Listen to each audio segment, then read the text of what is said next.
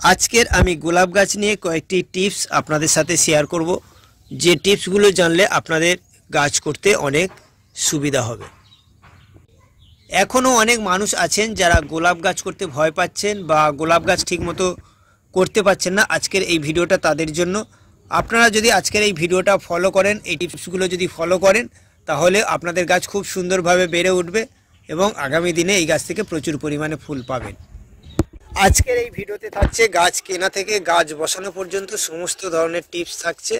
আর যদি ভিডিওটা ভালো লাগে অবশ্যই একটা লাইক, কমেন্ট এবং শেয়ার করবেন। আপনারা যারা নতুন গোলাপ গাছ করবেন চেষ্টা করবেন একটু বড় চারা কেনার।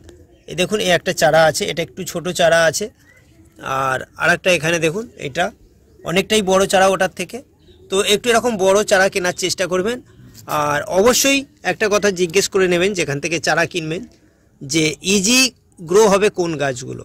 যে গাছগুলো ইজি গ্রো হবে সেই রকম ধরনের গাছ কেনার চেষ্টা করুন, তাহলে দেখবেন খুব সহজেই গোলাপ গাছ করতে পারছেন। এবারে বাজার থেকে গাছটা কিনে আনার পর গাছটা কিন্তু সঙ্গে সঙ্গেই বসাবেন না। অন্ততপক্ষে গাছটাকে 2 সপ্তাহ রেখে দিন। যে প্যাকেটের মধ্যে বা টবের মধ্যে গাছটা রয়েছে সেখানে রেখে দিন 2 সপ্তাহ, তারপরে গাছটাকে বসাবেন। তার কারণ আমরা যখন গাছটা কোথাও থেকে কিনে আনি, গাছটা একটা পরিবেশে থাকে, সেই পরিবেশ থেকে নতুন আর একটা পরিবেশে আসে গাছটা, সেই জন্য ওয়েদার শ্যুট করার একটা ব্যাপার থাকে। এছাড়া গাছ যখন আমরা নিয়ে আসার সময় গাছের গোড়া অনেক সময় নাড়াচাড়া পেয়ে যায়, সেই সময় গাছের 2-1টা গোড়ার শেকড় কেটে যেতে পারে। সেই জন্য গাছটাকে অন্ততপক্ষে 2 সপ্তাহ আমাদের কাছে রেখে দেবো, তারপরে গাছটাকে প্রতিস্থাপন করব। এবারে আসি গাছটাকে আমরা কিভাবে বসাবো। যখন গাছটা আমরা কিনে আনলাম 15 দিন পরে যখন গাছটাকে বসাবো, গাছটা বসানোর সময় গাছে যত ফুল থাকবে বা কুড়ি থাকবে সেগুলোকে সমস্ত কেটে দেব। দেওয়ার পর গাছটাকে আমরা বসাবো।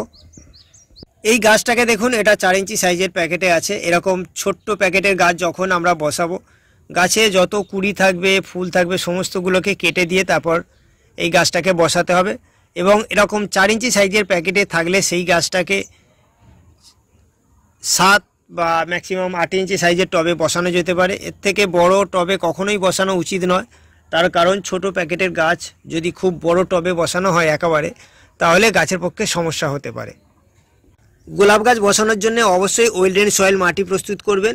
এই গোলাপ গাছের জন্য কী ধরনের মাটি প্রস্তুত করতে হবে এই নিয়ে আমার চ্যানেলের মধ্যে ভিডিও আছে, আপনারা ওই ভিডিওটা দেখে প্রয়োজন মতো মাটি প্রস্তুত করে নেবেন। এই গাছটাকে বসানোর জন্য প্যাকেটটা কেটে গাছটাকে বের করে নিয়ে টবের মধ্যে বসাতে হবে। আর গাছের গোড়ায় যে রুট বলটা রয়েছে বা মাটি রয়েছে এইগুলোকে ঝাড়িয়ে দেওয়ার দরকার নেই, যেমন আছে শুধুমাত্র প্যাকেটটাকে কেটে গাছটাকে টবের মধ্যে বসিয়ে দিতে হবে। গাছ বসানোর 1 সপ্তাহ পর থেকে গাছে সরিষার খোল পচা জল পাতলা করে দিতে হবে সপ্তাহে একবার। আর 2 সপ্তাহ ছাড়া আমি যে সারটা ব্যবহার করি গাছে, হাড়ের গুঁড়ো, নিমখোল, শিংকুচি, এটাকে মিশিয়ে রেখেছি, সেটাকে 1 মুঠো করে 2 সপ্তাহে একবার গাছের গোড়ায় আমি ছড়িয়ে দিই।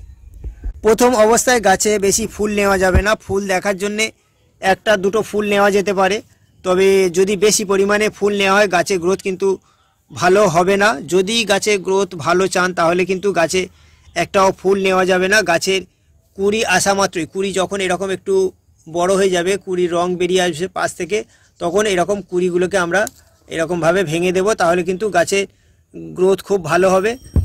আর যদি আমরা গাছে কুড়ি বা ফুল প্রচুর পরিমাণে নিই তাহলে কিন্তু গাছের গ্রোথ ভালো হবে না। এবারে গোলাপ গাছের রোগ পোকার ব্যাপারে বলি। এই গোলাপ গাছে মাকড়ের আক্রমণ একটু হয়, তো মাকড় যদি হয় তার জন্য কনফিডার বা ওবেরন 1 ml প্রতি লিটার জলে মিশিয়ে গাছে স্প্রে করতে পারেন। আর যদি লেদা পোকা হয় তো লেদা পোকার জন্য কিংডক্সা 1 ml প্রতি লিটার জলে মিশিয়ে গাছে দেওয়া যেতে পারে। আর ফাঙ্গাসের আক্রমণ হলে আমরা রিডোমিল গোল্ড বা সাপ বা ব্যাবিস্টিন এই সমস্ত ধরনের ফাঙ্গিসাইড বা অ্যামিস্টার টপ এগুলো আমরা গাছে ব্যবহার করতে পারি। যারা নতুন গোলাপ গাছ করবেন, আশা করছি আজকের এই ভিডিওটা দেখার পর আপনাদের গোলাপ গাছ নিয়ে আর কোনো অসুবিধা হবে না। আর অবশ্যই আমার এই গোলাপ গাছগুলো মাটিতে করেছি। আপনারা যারা মাটিতে গোলাপ গাছ করতে চান তাহলে এই ধরনের টিপসগুলো ফলো করুন। আর যে ধরনের পরিচর্যা বললাম এইভাবে যদি গোলাপ গাছ করেন তাহলে আপনারাও নিঃসন্দেহে গোলাপ গাছ খুব সুন্দরভাবে তৈরি করতে পারবেন।